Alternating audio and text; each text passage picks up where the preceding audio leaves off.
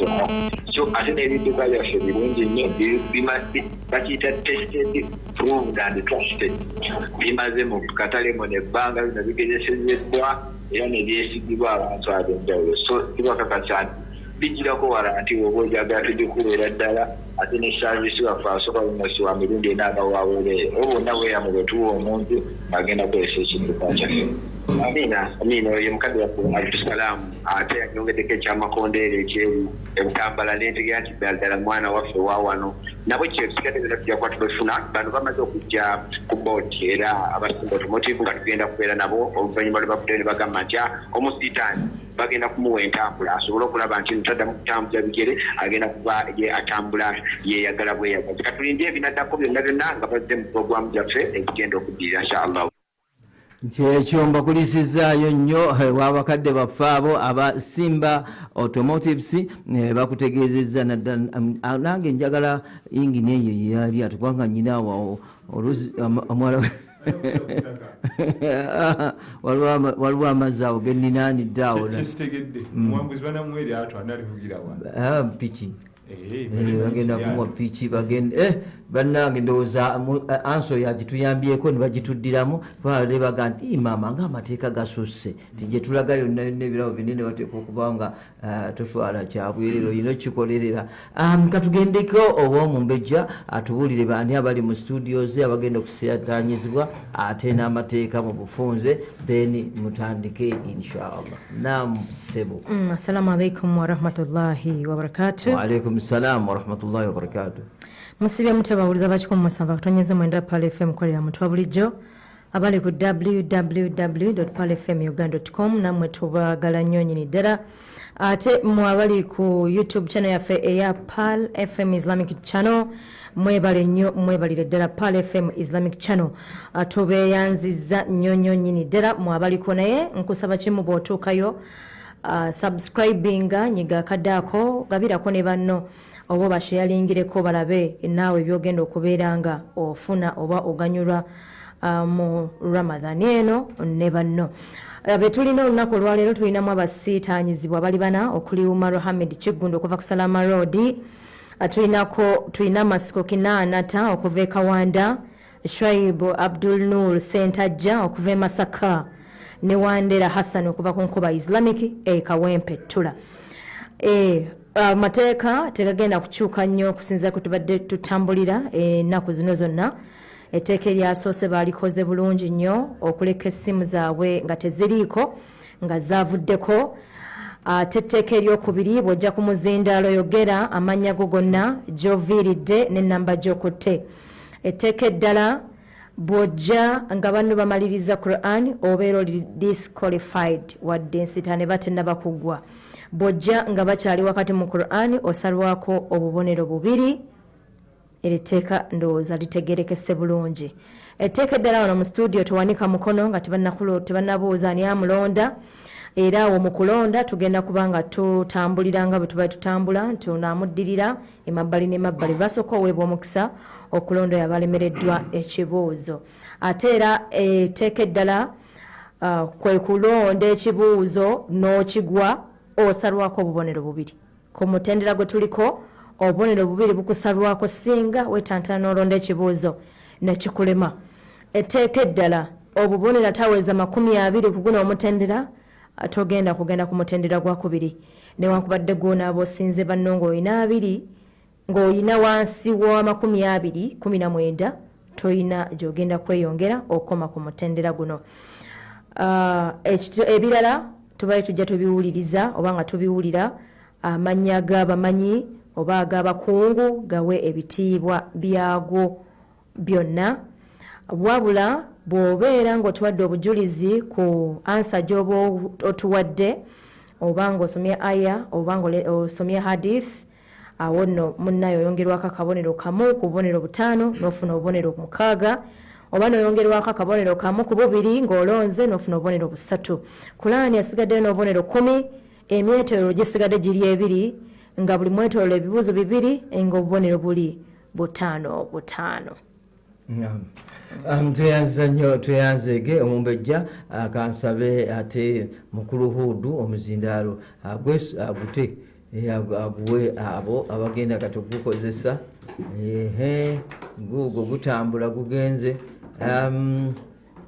nga gutambuza oyinza okugamba biringa mpozi bagitambula Ibrahimu Lincoln abantu tebagala mannya gaffe naye obeeryo abali abasuba litya ati byonna eyo Ibrahimu yasi Abraham agaba nabbi tebagalinaako buzibu ati ba Moses ba King Solomon ba King David Jeffrey yawukanamu agaba nabbi tebagalinaako obuzibu buli ku Kizito Abdulhamid abo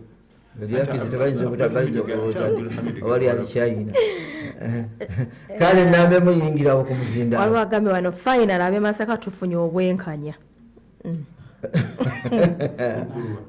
okubanga balina abakiikiridde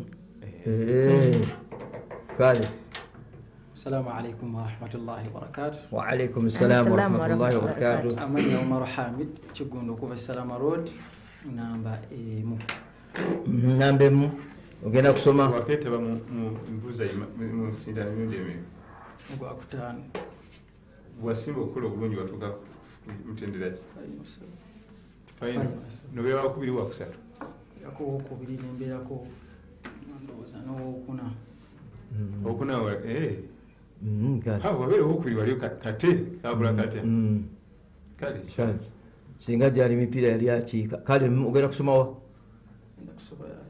صوت الفجر. اوكي. أعوذ بالله من الشيطان الرجيم. فأما الإنسان إذا ما ابتلاه ربه فأكرمه ونعمه فيقول ربي أكرمن وأما إذا ما ابتلاه فقدر عليه رزقه فيقول ربي أهانن كلا بل لا تكرمون اليتيم ولا تحاضون على طعام المسكين. بارك الله فيك webale nnyo owebalire ddala kale katufune ate ennamba osooka omulimu amanya tulina amasiko 8 okuva ekawaanda namba 2 ngenda kusoma surati Hud.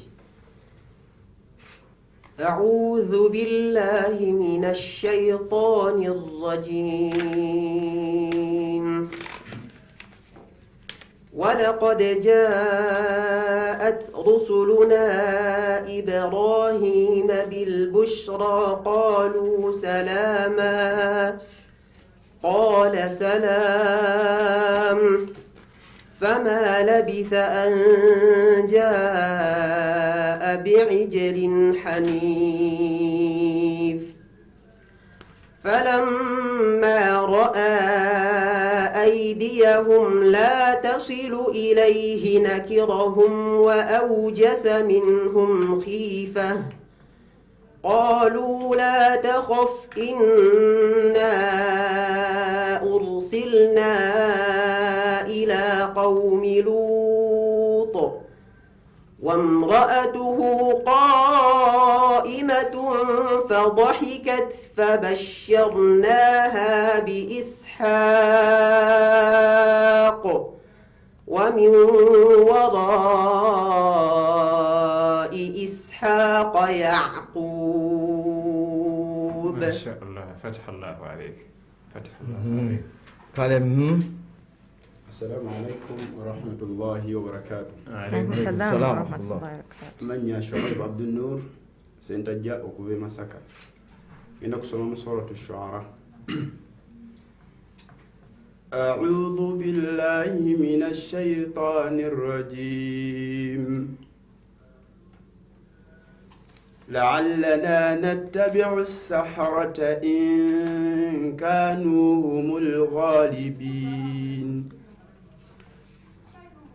فلما جاء السحرة قالوا لفرعون أئن لنا لأجرا إن كانوا هم الغالبين. بارك الله فيك. tuyanzanyo tuyanzege aha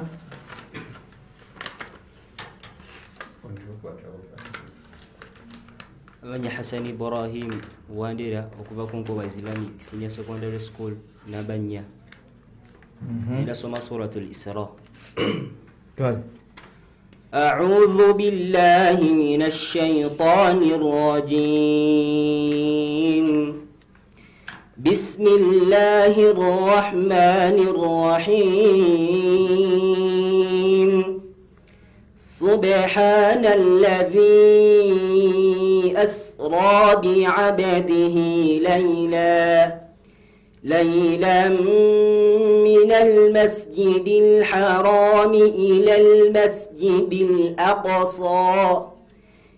المسجد الأقصى الذي باركنا حوله لنريه من آياتنا إنه هو السميع البصير.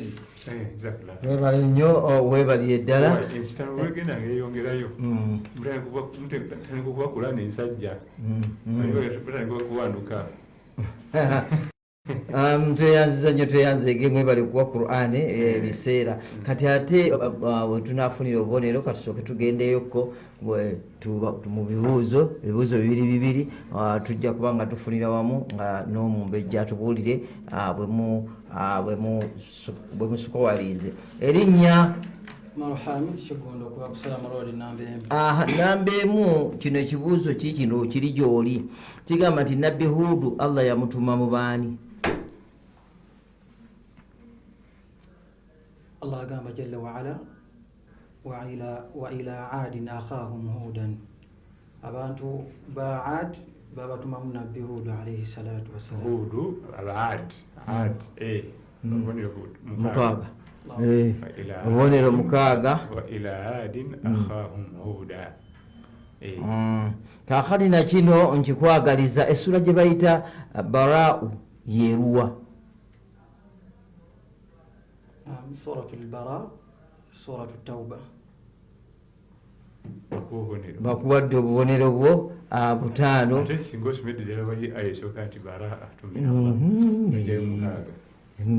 Kale ako akamu kakusube naye era kasitana buli obubuuse. Mufti atuuse Sheikh Kinana. Muallimu ani? Sheikh al-Hafidh al-Mufti. Aywa. Sabaha. Kale soko la museko bakuwuliriza. Assalamu alaikum wa rahmatullahi wa barakatuh. Wa alaikum assalam wa rahmatullahi wa barakatuh. Amanya tuna masiko Kinana ta okuva e Kawanda namba 2. Namba 2. Nja kusaba olukiiko luno lwonna nga wetudde wano Kinana basikamu obubonero bubiri. Ennyambala.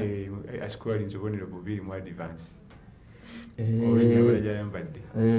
Ate omukulu kyayogera waliwo kiwakanya tewali kigambo ensitaano nendeteekateeka bannange odda kati ng'oyo ng'avaayo nga bamuwadde omwana ow'obuwala yakedde biba kimwabivaako situmanyi ennaku zino obe batabivaako bebawa kale kinanatu taje kyotayagadde kaakati tuweeyo erinnya ly'olutalo nabbi lyalwanira mu mwezi gwa Ramadan.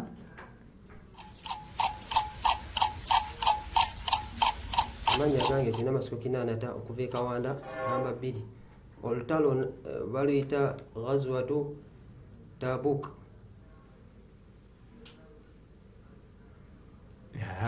Fathu Makkah. Olwokubiri lwayogedde lutuufu naye simanyi batuwa tuma obubonero. Olwayogedde olwokubiri lutuufu olwasoose lufu ase gyesoose tuwa sintuufu lutalo naye sintuufu Fathu Makkah eri mu Ramadan. Kati nze bali simuwa obubonero mu mukama bange simanyi bamumuwa abadde akyali mu budde.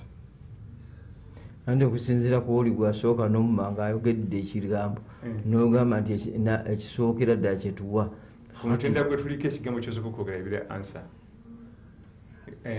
naye amulonda tetwala ku kyayogedde ate nti obukosi ate akyogedde ansa endala n'agituuka wezikyaliyo endala nyingi bwona abaawo ejjanga ngaera eri ku ekyo baasi tebagenda mulonda kubanga tekuliko bubona abatuwuliriza fatimakka yali mwezi gwa ramadan ogwaliwo omwezi mu mwaka ogw'omunaana yalulwana mu 10 erisembayo ssebo ffe tubeera mu kipunta ate tugamba tuli bubi ye yali mu kutabaala fatimakka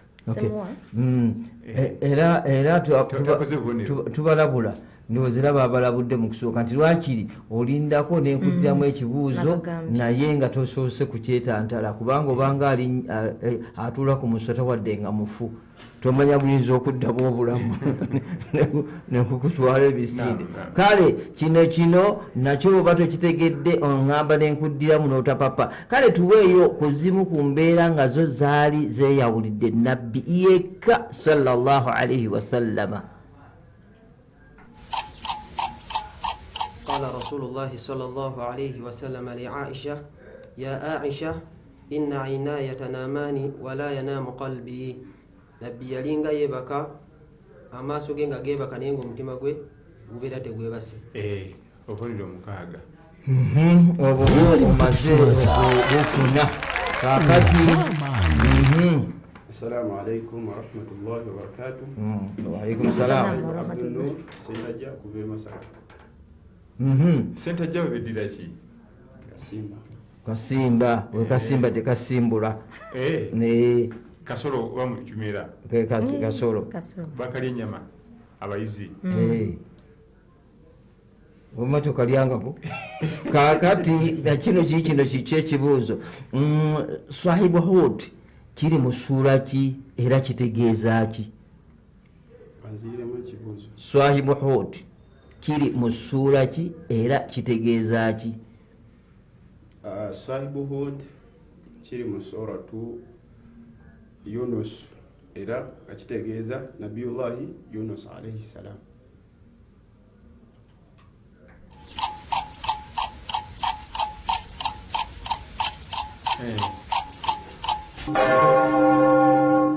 Nkinonya mu suratu Yunus sekirabamu ansa tujja kola gikebera tebamuwa ate tetagudde tulina kuddamu tukikebere kasoma ekyokubiri guddira ensa tugenda giddira olwo essuula gye bayita kitaalu yeeruwa essuula gye bayita alkitaalu yeeruwa essuula gye bayita kitaalu yeeruwa nedda sooka otereere aywa kubanga banolwanzire mbwe tunagenda paka gwe 10 essuula gye bayita kitaalu yeeruwa kitaalu suratul kitaalu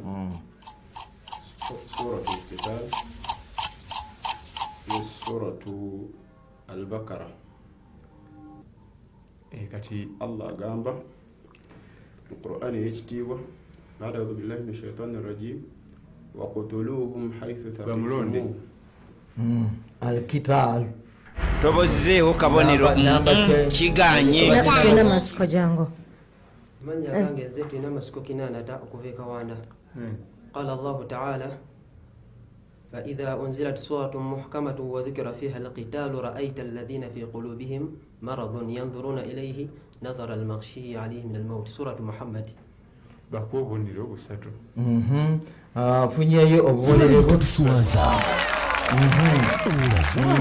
kakati oyo naye nkyamumuzaamuko ate nkwatagane noona addako asembayo omwetooloolo guno amanya Hassan Ibrahim Wandera okuva ku nkoba Islamic namba 4 kati ate ye nabbi Swalihi Allah yamutuma mubaani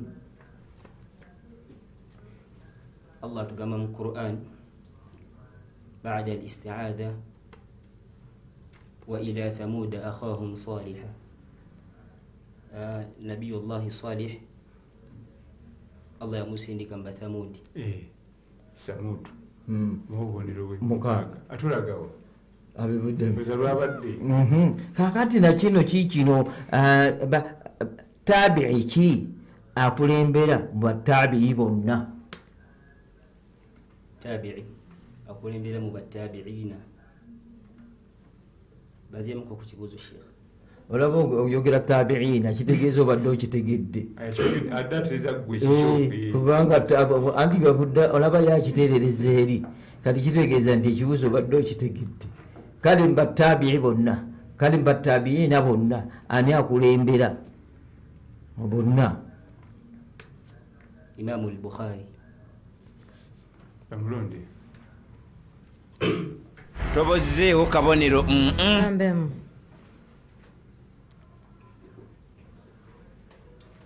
nambemu Umar Hamid Shikundu bamwita Said bin Musayyab rahimahullah rahmatan wasi'a. bamulonde bamusoke bamutoleko kozi wano watolako bali David tobozeewo kabonero busatu asajja nabagezekanoga nti baze nagamba tabi'i ki akulembera mu batabi'i oli naga nti batabi'ina olwo nga bangi abajeneralizinze. Amanya tulina amasiko kinaana tukuva Kawanda yali ayitibwa Hasan al-Basri rahimahullah. Hasan al-Basri kakati oli bali mutatuswaza aliwala kubanga batabe bali batano abakulembera ba lead bali batano Hasan al-Basri, Uwais al-Qarni ni Said ibn Musayyab gwalese Muhammad ibn Sirin ni Najash.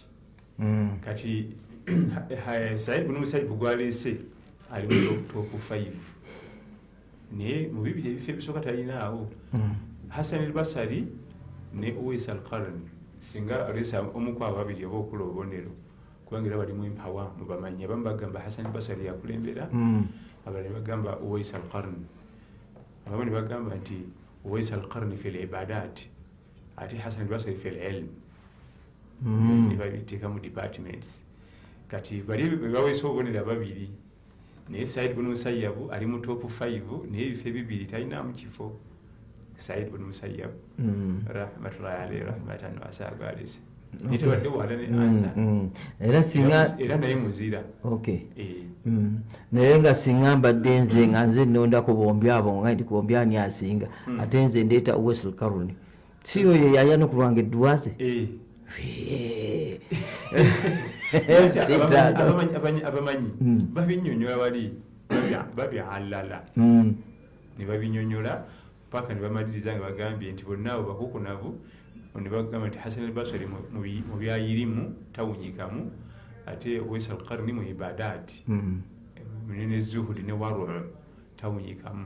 Kati bwe ne bamuwa kiki tunakyongerako okubuuza imamu naye kano kankalisewo.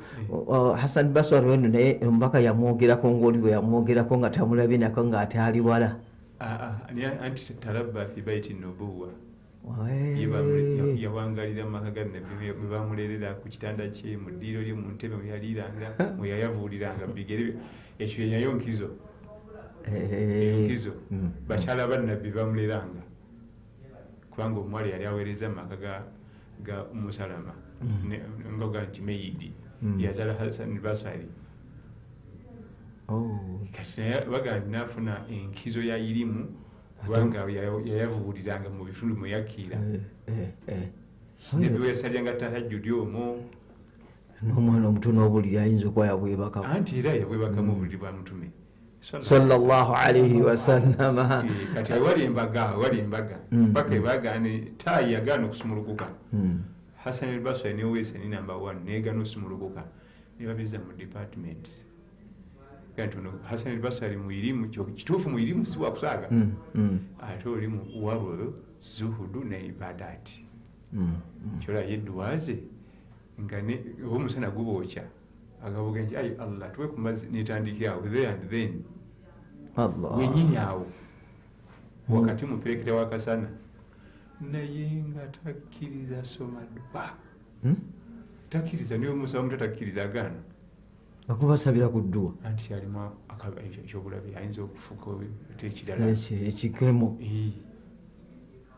era ebiseera emirundi gye basomerako ku dduwa gye mitono ennyo tesukka n'ebiri yagaananga nga akitiira kiyinza okuvaamu ekigafitiniri abantu abakubeera ku mirembe kuno singa obupande gwandibadde bunene seeka omusobi wa dduwa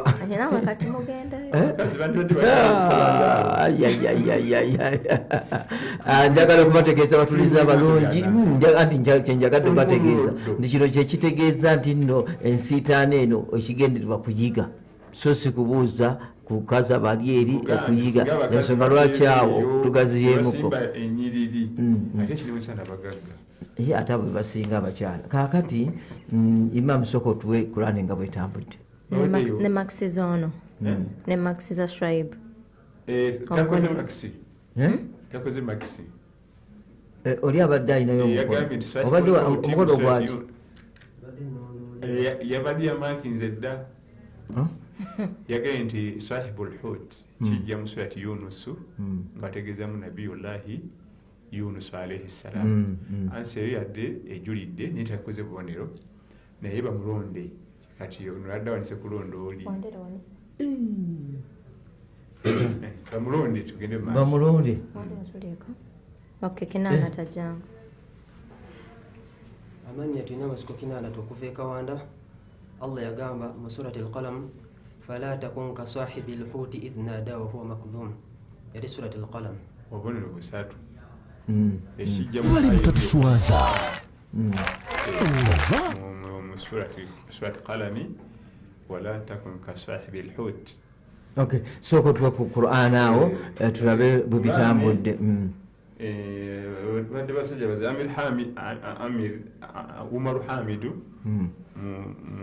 akoze obonero mwenda kigundu kinana n'amalayo 10 Swaibu mwenda ne Hassan amalayo 10 Qur'an sajja mu Allah mutindo gwe tugenzeeko Allah wateri mubaraka abatano za Qur'an bawatira okubanga bamaze okuvaako.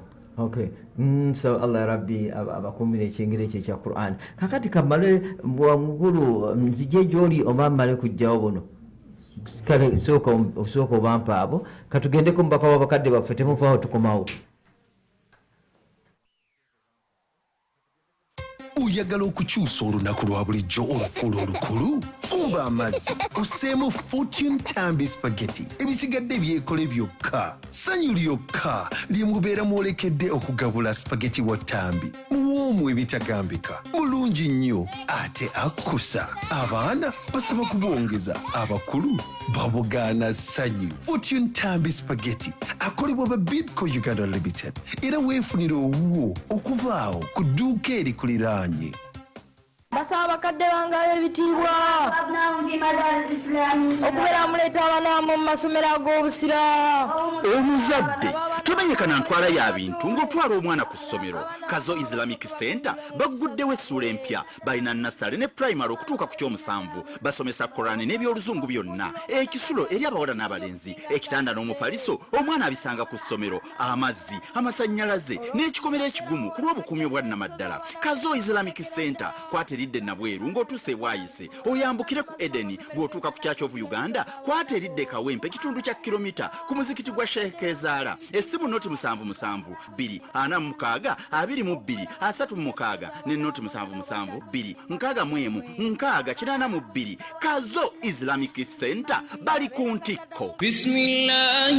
Bismillah Herbal Drinks and Formula International Islamic Herbal World abakakasibwa okujjanja bendwadde zitusumbuwasumbuwa nga bakozesa eddagala ly'obutonde nga bulijja mu miti ejja wano okukosa n'ekyebunaayira bakutuusako amajaani agajjanjaba pressure sukaali olina ulcers olumizi bw'omugongo nawe watuwanyizibwa amannyo balina eddagala erijjanjabwa endwadde z'olususu bakuleetedde amajaani agakoleddwa mu muti gwa agoa gano gagajjanjaba obulumi bw'omubiri mbagirawo bulina Pronas Africana akujjanjaba omugongo mbagirawo wamu n'ennyingo eziruma bulina amajani ga Cyprus agajjanjaba endwadde ezireetebwa prostate mu baami bulina Manpower wamu n'omukyala ka Ladies Happiness basange Maganja mu Kampala opposite ne Samuyiga Primary School wamu ne ku AK Islamic Book Center oba noti 757 3 5 njikuddiramu noti 757 3 beba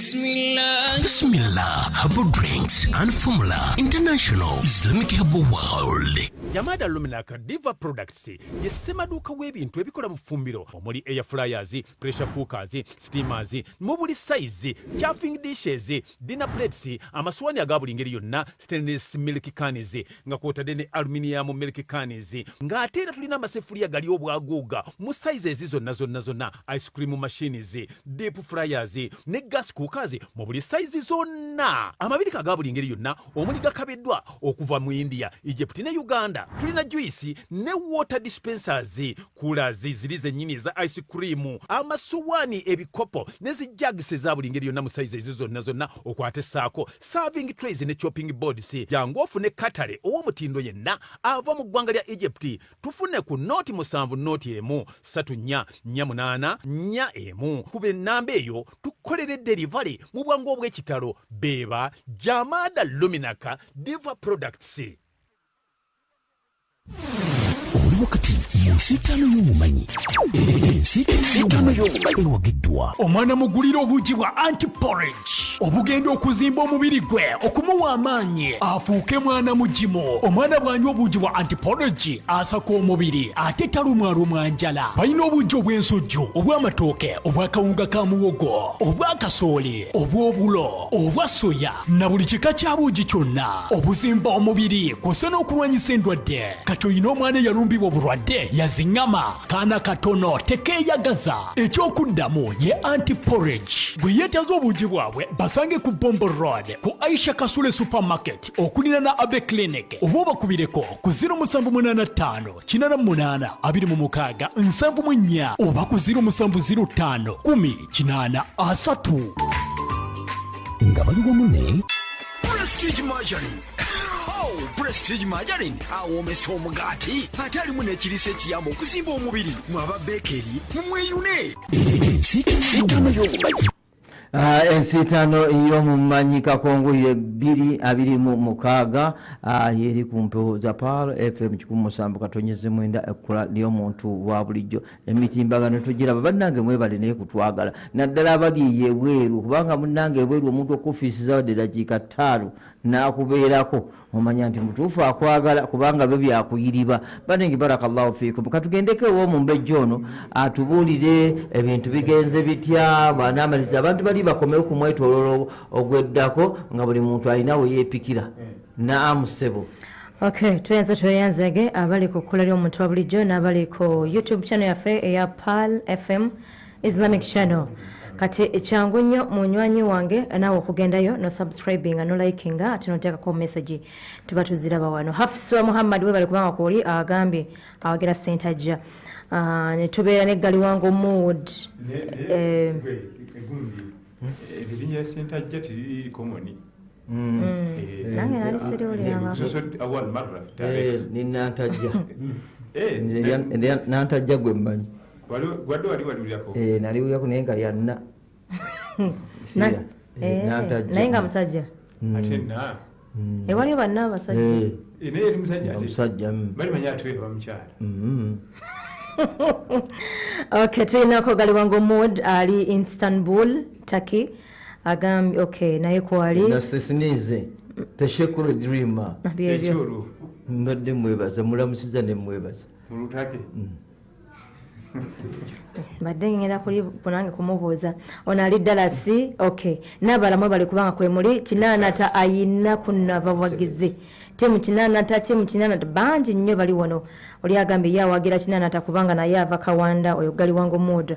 Alright kale tubalina basitanyizibwa bana omwetolo ogusoose nga tulinamu Omar Hamid Kigundu okuva ku Salama Road, tulina Masiko Kinanata okuva e Kawanda, Shoaib Abdul Nur Sentajja okuva e Masaka, Wandera Hassan okuva ku Nkoba Islamic e Kawempe, batu bakoze mwetolo ogusoose. Omar Hamid Kigundu okuva ku Salama Road, obubonero 9 mu Qur'ani, ebibuzo bibiri yabituuse, ekimu nga kifunyemu obubonero 6, ekimu obubonero 5, yalonzeyo omulundi gumu n'akigwa n'asalwako obubonero 2. Abadde akoze obubonero 2 n'asalwako 2 n'asigaza obubonero 18. Tulina Masiko Kinana okuva e Kawanda, yasoose funa obubonero 2 nga tannababuuzibwa kibuuzo kyonna olwa smartness, n'afuna obubonero 10 mu Qur'ani, alonze ebibuuzo bye 2 atuuseeko kimu n'obubonero 6, alonze emirundi 3, ogumu bubonero 2, 2 obubonero 3 n'abeera nga alina obubonero 26. Shoaib Abdul Nur Sentajja okuva e Masaka mu Qur'ani obubonero 9, ebibuuzo bye 2 biganye n'asigaza obubonero 9.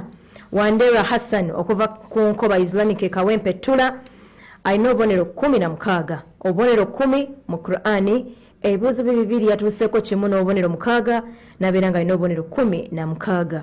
Omar Hamid Kigundu okuva ku Salama Road obubonero 18. Tulina Masiko Kinanata okuva e Kawanda obubonero 26, Shoaib Abdul Nur Sentajja okuva e Masaka obubonero 9, ne Wandera Hassan okuva ku Nkoba Islamic e Kawempe Tula obubonero 16. Kale tweyanza nnyo nga tweyanzege, kansabe namba emu ayingirewo ku muzindaalo tumalirize naye, tutandike naye omwetooloolo guno. Amannya ne gy'ova. Kigundu n'abemu okuva ku Salama Road. Amateeka tugaddamu, ansa gy'osooka okwogera kyetutwala nga yatereeza yo nga yo, naye banga eri totale nfu teri mukisa mulala nti atebuukabuuka, naye kuddiramu ekibuuzo essuuka 2 nakyo ndowooza kubanga waliwo kati tutuvuulemu kaswida. Kaakati kibuuzo kyo kiikino, obulyazaamaanya bulimu emiteeko mingi, tuweeyo gumu. Obulyazaamaanya zulmul abdi li nafsihi, obulyazaamaanya omuntu nga ye bwe yeekolako. Bamubonera 5. Webale mutatuswaza yakyogedde mu Lwarabu naye si aya wadde hadisi. Kale ng'oggyeko kaabuyonjo, tuweeyo ekifo kimu ewatakkirizibwa kusaalira.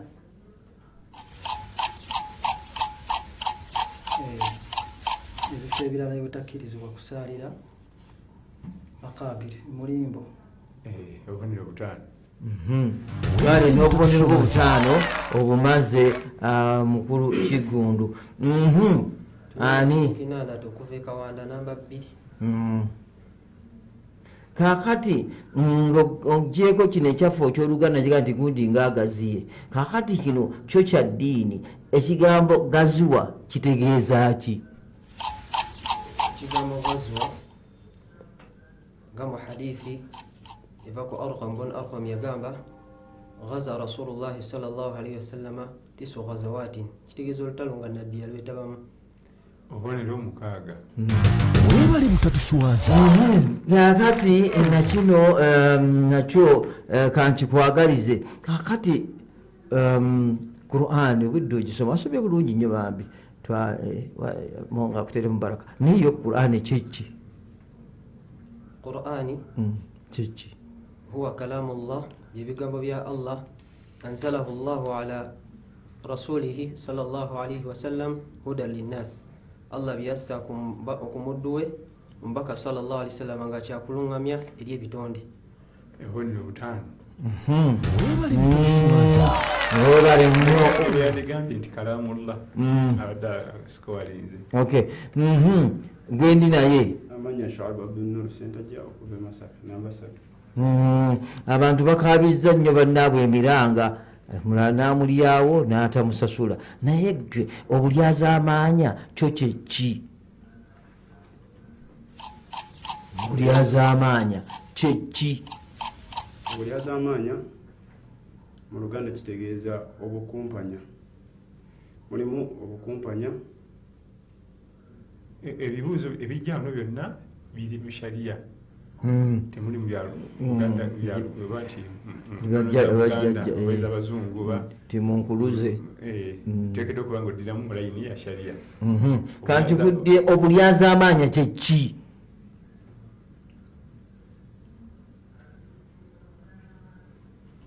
kimuyinze obulyazaamaanya kitegeeza obutatuukiriza hakki zo b'omusiraamu kale bakkiriza bakulonde tobozeewo kabonero kiganye namba 2 amannya tulina amasiko 8 okuva ekawanda obulyazaamaanya huwa wadu shay'in fi ghayri mawdi'ihi almukhtasu bih kwe kuteeka ekintu ekitasaanidde kubeera nga Allah yagamba mathalan waman azlamu mimman yadhhabu yakhluqu ka khalqi ani oyo asinga obulyazaamaanya okusinga oyo agenda atonda nganzi bwe natonda webale mutatuswaza ekintu mu kifo ekitali ekyange bulyazaamaanya kida duniyawi amannya kakati nno omukwano nakino kikino kikyo kyekisembayo owummule waliwo amayumba bamalayika mwe batayingira tuweeyo emu enyumba nga bamalayika tebagiyingiramu omuli ebifaananyi omuli ebifaananyi mwebale nnyo obwebalire ddala kakati gwe oteeba penalty esembayo tunyuke si gwe namba Hassan Ibrahim Wandera namba 4 kakati namba 4 kale naawe tubuulire kino obulyazaamaanya bulimu emiteeko tuweeyo gumu dhulmun abdi li rabbihi obulyazaamaanya nga buli wakati w'omuddu n'omulezi we Allah obubonero 5 obubonero 5 lwakuba n'oli twamusabye kwadde kulina okugirako examples obona bukoze naye ogisaako nga kamithulu shiriki ng'okugattikako Allah subhanahu wa ta'ala ng'ate Allah agamba mu Qur'an وقضى ربك ألا تعبدوا إلا إياه وبالوالدين إحسانا obumaze dda tugende maaso yafunye mumeka yafunye 6 yafunye 5 kakati nakino ekisembayo nakyo kijja wunyuke nga ogjeeko kabuyonjo tuweeyo ekifo kimu ewatakkirizibwa kusaalira naye nga toleeta kye baleese ekifo ng'oggyeko hammam ekifo ekirala ekitakkirizibwa kusaalibwamu ng'emabaala bako obubonero webale mutatuswaza webale nnyo webalire ddala naddala mu ekigambo ekyo kyosembeza oteebye bulungi wamma penalty njagala okwongera okwebaza bakadde baffe abatuteekamu sente mu nsi 5 y'omumanyi 226 akakongolero kati obulyazaamaanya bwa miteeko dhulumul abdi li rabbihi omwana addamu okulyazaamaanya omulezi we dhulumul abdi li nafsihi okulyazaamaanya omwoyo gwe ne dhulumul abdi lil abdi okulyazaamaanya muddu munno emiteeko 3 obulyazaamaanya buli wakati wo ne Allah okumugattikako emitonde n'omukolako shiriki okulyazaamaanya omwoyo gwo okwebagala amazambi oba olyazaamaanya omwoyo gwo tegujja kusobola kugumikiza jahannama n'obulyazaamaanya buli wakati wa mwanadamu n'omwanadamu mu maali kakkanya ebitiibwa bye gyemiteeko gye bateekola ekirala ebifo ebitakusikirizwamu swala bamenyeyo ebifo ebikyafu nga zikabuyonjo ewaziikwa abafu limbo oba batono bateba bangi batya tebasaalirwa n'ebifo ewasula engamiya ebifo engamiya zisulamu ekisibo ky'engamiya nawo tebasaalirwa kubanga ma'wali shaitan shaitaani yagalawo nnyo ndozi basome imamu wano waliwo agamba Yunus Kisame agambye tugambire ku imamu ebitabo ebiraga Said Ibn Musayyab yabadde mbu mutuufu kusinziira ye ku bitabo by'alazalaba mbonga lakabu ye eri Said Tabin. Said Tabin. Lakabu ye eri Said Tabin. Said Tabina eyo tayito nesti kikiza nti namba 1 we. Esooka nimba bitalimu. Babiri. Nga bwezo gamba musajja nti oyo mukama waffe wano ku Paalo ekitiibwa kye nga tugenda mu ofiisi ng'ate kirala nnyo nga si ye mukulu ku Paalo kati wano waffe ku Paalo Hamidu Kizito Musenzera ndiye mukama waffe ku Radio Paalo niwe tugenda mu ofiisi naye era mukolero ne mu ofiisi obwana obuto bwebunjiribya kati eyo mutuufu ate oyo mwagadde nnyo bambi weebale nnyo contribution yo kagambo kalungi weebale nnyo weebaliye ddala osaana kuweebwa ku anti-porridge mukwano naawe n'onywako n'owulira eddekende era nkugamba gwe mukulu ate bonayenga ku anti-porridge Muadh bin Jabal radiyallahu anhu yakulira abamanyi ba umma okuva kwa Abubakar mpaka wa Muadh bin Jabal anti imamu ulama kati oli baba tategerezo ganti yakulira na Abubakar Siddiqi ate Madinatu ilmu yaluwa Ali ibn Abi Talib lwaki atetabanga ali Madinatu ilmu nga tono kiba kitiibwa ekyo wega tebagabanga amayinja mu biseera byabwe naye tekitegeeza nti olwokuba Muadh bin Jabal ye imamu ulama tikati ali waggulu wa Abubakar Siddiq radiyallahu anhu ekyo kitiibwa kye bakutegeeza nti siruka ku anti-porridge tojja kufuna buzibu bwonna ddala ku anti-porridge abaana abato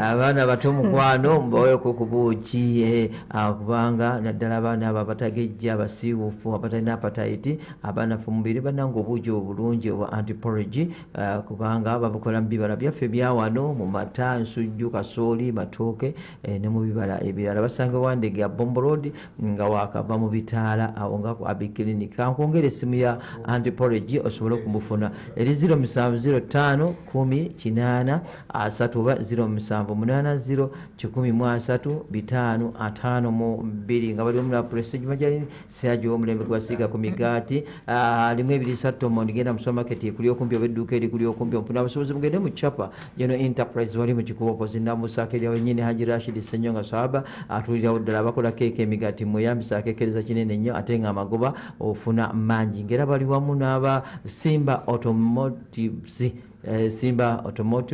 bo bakugamba nti batunda pikipiki ku bbeeyi layisi ate mwana wattu tweyanza nnyo mukwano n'ekirabo kyaffe kyemutuwadde omwana wanunga nga agamba muveeyo sibatomera inshaallah kyebaagaliza bano bonna abali bano buli omu agifune ate nga batrakita bazirina bintu bingi nnyo abasimba inshallah nja kumwongera okubagaziya nnyo naddala nga kirungi nti obubaka bwabwe babwetuusiriza nawe bwe basangibwa n'amasimu kale nakino kankijjawo ekyaba Balikis Spices bakutegeeza nti bambi gwenna ayagala ebirungo ebiwomesa byofumba ate nga bikuyambako okukola ng'eddagala wekwate Balikis Spices tojja kwejjusa bano balina ebirungo nga mixed spices nga biro birungi nnyo mu kukola emigaati cakes that is donuts n'amandaazi mixed spices bikuyamba okuzitoya byofumba ate nga bikuwa akawoowo akalungi akalimu eddekende n'okubikuuma nga tebyonooneka mu kaseera akatono ennyo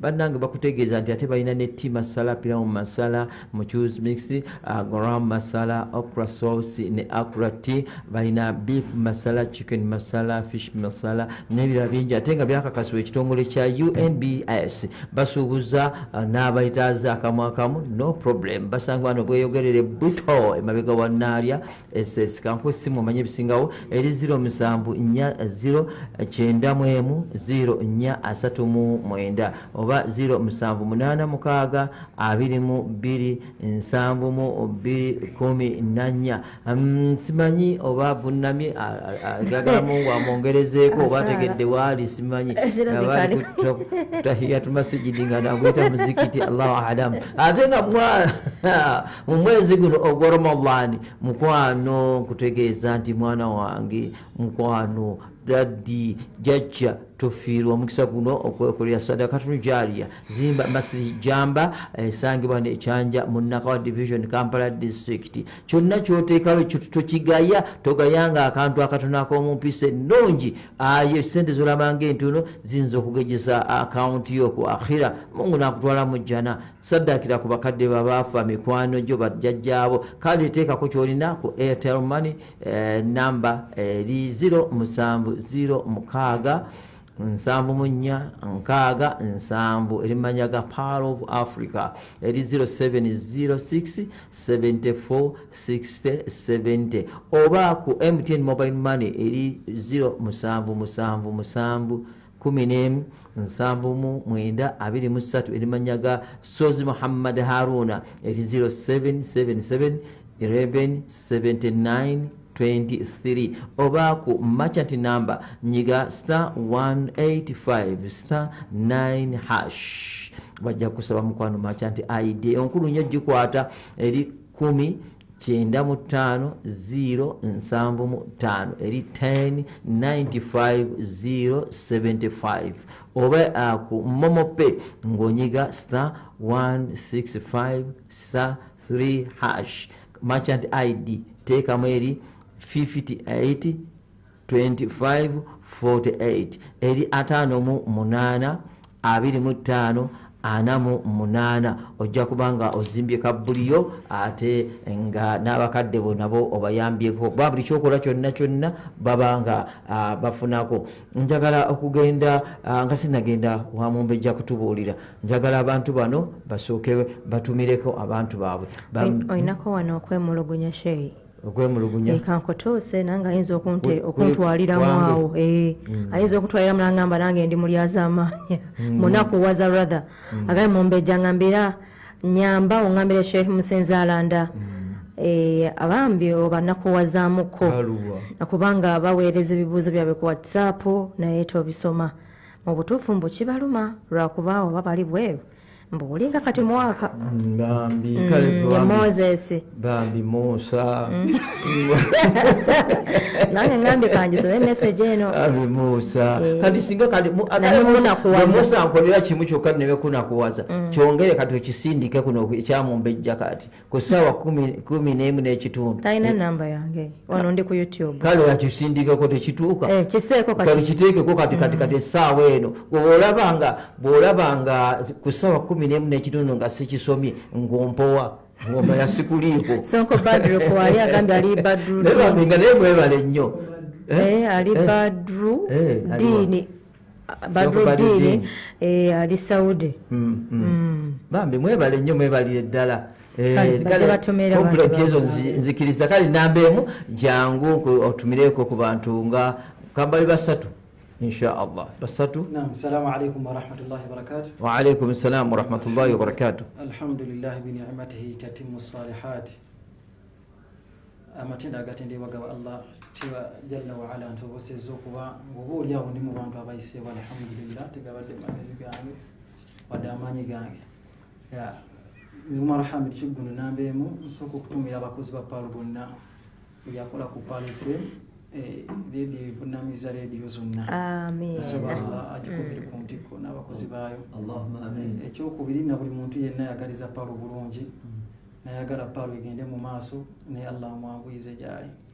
Abakadde bange omwami Hamid Kigundo mukadde wange omukyala naziwa gyali yampoze ne basenga bange boyogerere senga Sumini senga Anifa n'abalala bonna n'abasiraamu bonna assalamu alaikum wa rahmatullahi wa barakatuh. Waliwo Hajji Hamid Kigundo abeera Empereero si oyo nga bafaananya nnyo amannya. Okay. Assalamu alaikum wa rahmatullahi wa barakatuh. Wa alaikum assalam wa rahmatullahi wa barakatuh. Amanya tulina masiko kinanata ngaviridde Kawanda tumirako abafumbi bonna abafumbira abasirukusi emizikiti gyonna mu nsi yonna nentumirako n'abasaza tarawih mwenna ne bamaseeka abasomesa abantu ebituufu nentumirako abasomesa bange ababiri mulimu Sheikh Abdul Hamid Kalonji ne Sheikh Muhammad Matovu n'abasigadde sallallahu azza wa jalla abamuki musingo kwagala. Assalamu alaikum wa rahmatullahi wa barakatuh. Alhamdulillah. Mungu akibawe buli muntu kyaba ayagala naye nga kirungi nga Allah akikkiriza. Ayinza okubeera nga alina engatto ya munne gye yeegomba nga kyasinga okwagala naye nga siya. Assalamu alaikum wa rahmatullahi wa barakatuh. Wa alaikum assalam wa rahmatullahi wa barakatuh. Alhamdulillah wa salatu wa salamu ala rasulillah sallallahu alaihi wasallam wa ba'd. Amanya Hassan Ibrahim Wandera tumirako abasiraamu bonna okwetooloola ensi yonna. Nyongera okubeebaza nti mwebale kusiiba tujjumbire okukola ibadat mugolo mwezi ogwa Ramadani kubanga gujja omulundi gumu omwaka. Weewaawo nentumirako ne ku bayizi bannange abankoba Islamic Senior Secondary School Kawempe Tula Kinyarwanda. Weewaawo nentumira ne bannange bonna bwe twali ba Sheikh Farouk Lujja nabo nyongera okutumirako n'abasiraamu bonna okwetooloola eggwanga lyonna. Wa hadha salaamu alaikum wa rahmatullahi wa barakatuh. Wa alaikum assalam wa rahmatullahi wa barakatuh. Naye nga mumusuubiza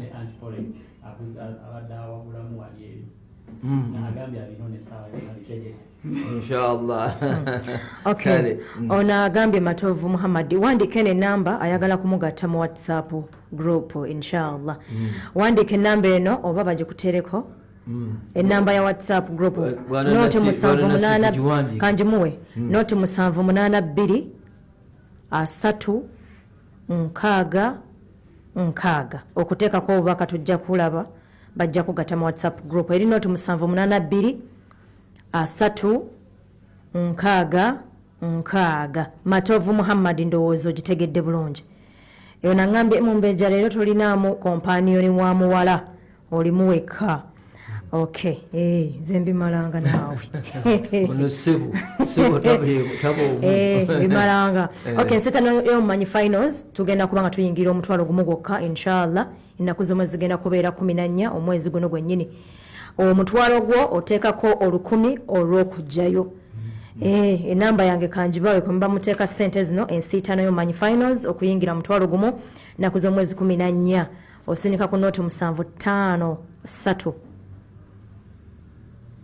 0753 94 imitawanya mu Luganda eri nooti 0753 94 okay.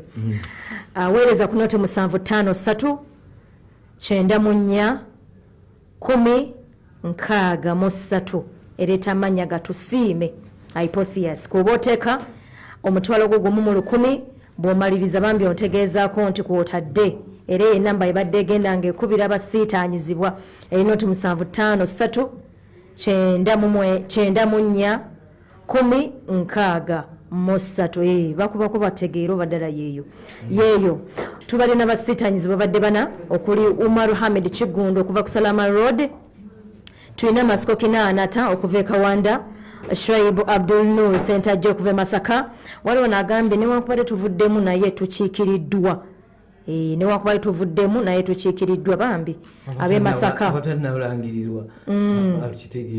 babeerako nga babala mpisemu akabonero kamu oba nkajjeko olabe babeerako nga babala. Shoaib Abdul Nur Center okuva e Masaka ne Wandera Hassan okuva ku Nkoba Islamic Kawempe Tula Akalumatende Tula bakoze bati mwetolero gwokubiri.